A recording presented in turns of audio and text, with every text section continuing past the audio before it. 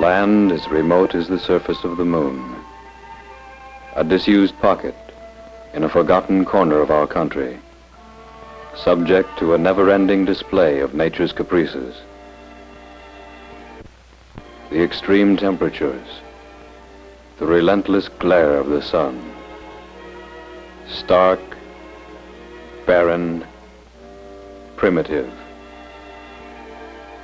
And from the primitive land arose a primitive people, the Navajo.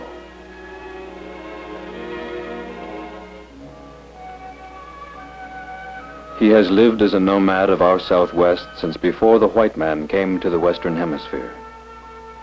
Since placed on his Arizona reservation to pursue the goals he valued, he has adopted some of the white man's technology, somewhat less of his culture, for little of either is adaptable to his environment.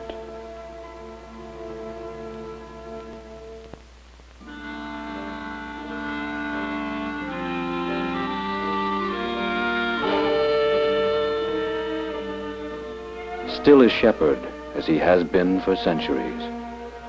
His horse his proudest possession. His flock his only real livelihood. His whole life is lived with too little water.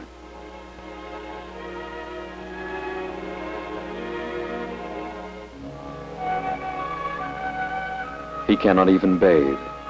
He uses a sweat lodge. A primitive people in a primitive land, but the masters of one of the most delicate metal crafts in the Western Hemisphere.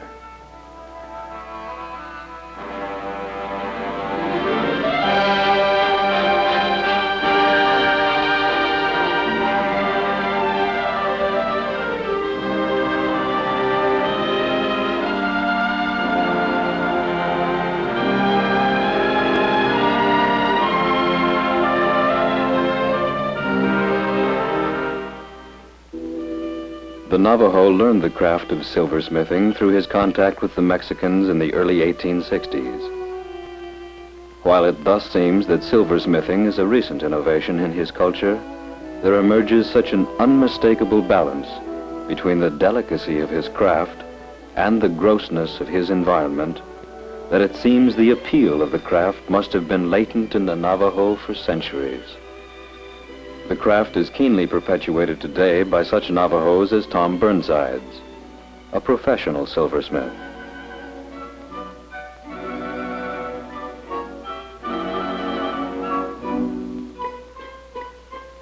In earlier times, the Navajo melted U.S. government silver coins and Mexican pesos to supply himself with the raw material. But since defacing currency is illegal, he now buys the silver in either sheet or wire form at the local trading post. And here, from outset to conclusion, is the process of creation. Notice the fascination, the loving care involved in making what we might consider the commonest of objects, a belt buckle. First is the preparation of the mold.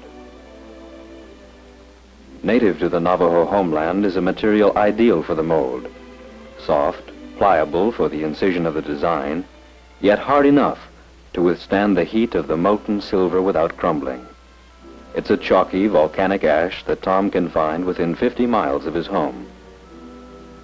One side of each slab must be perfectly flat. Each must be shaped, filed, smooth, rubbed together into a perfect fit.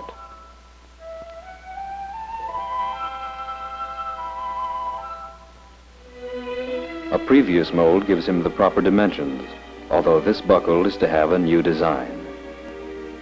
Some of the designs are copied from old Spanish works, or they may come from the silversmith's own imagination, colored as it is by centuries of a proud culture adapted to a harsh land.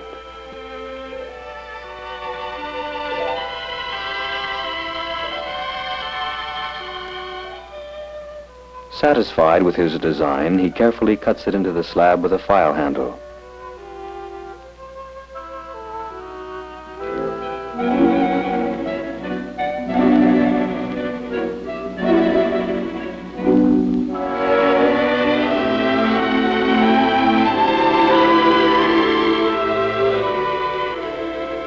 must then cut a lead-in channel or gate for the molten silver and gouge small passages for the air to escape.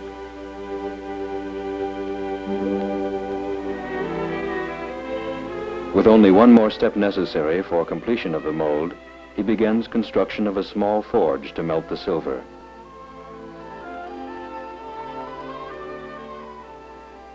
So that he can later pry the hardened silver loose, Tom scorches the mold, a way of greasing it. He ties the two sections of the mold together with a buckskin thong, and everything is now prepared for the melting of the silver. He has previously cut his silver sheets into small chunks, and he now places them in the crucible.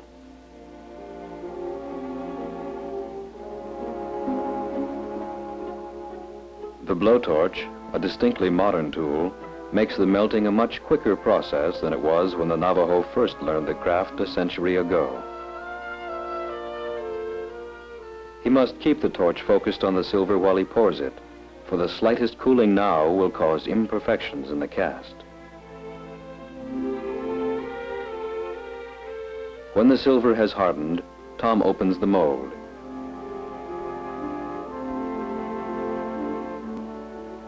This cast is perfect.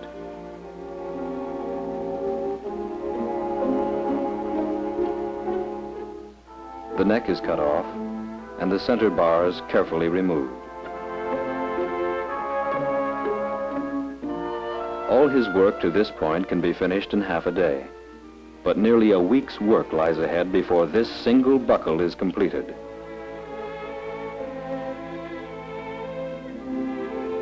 From coarse files to fine files, from fine files to emery paper, from emery paper to cloth, until the finish is mirror smooth.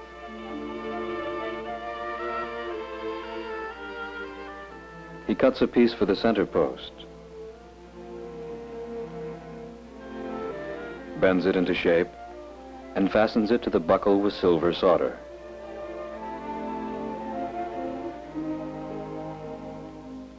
And the buckle tongue is cut and meticulously twisted into shape from a strand of silver wire. And then more filing, smoothing, and the buckle is finished, reflecting the value of the week's labor between rough cast and completed product. The Navajo first made his silver products for personal decoration, delicate things to glisten white in the brown, hot sun. Today, many of the items are still made for his own use. But Tom Burnsides is a professional silversmith. He sells most of his creations to the trading post.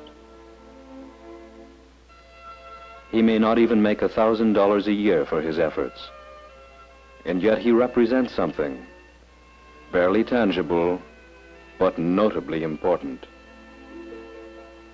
A bridge spanning the years. A modern man living by modern economics, using modern tools when they are helpful to create objects that breathe of another century. For no matter how many of the white man's ways the Navajo adopts, still he bases his life on a philosophy that recurs again and again in Navajo songs and prayers. In beauty, it is finished.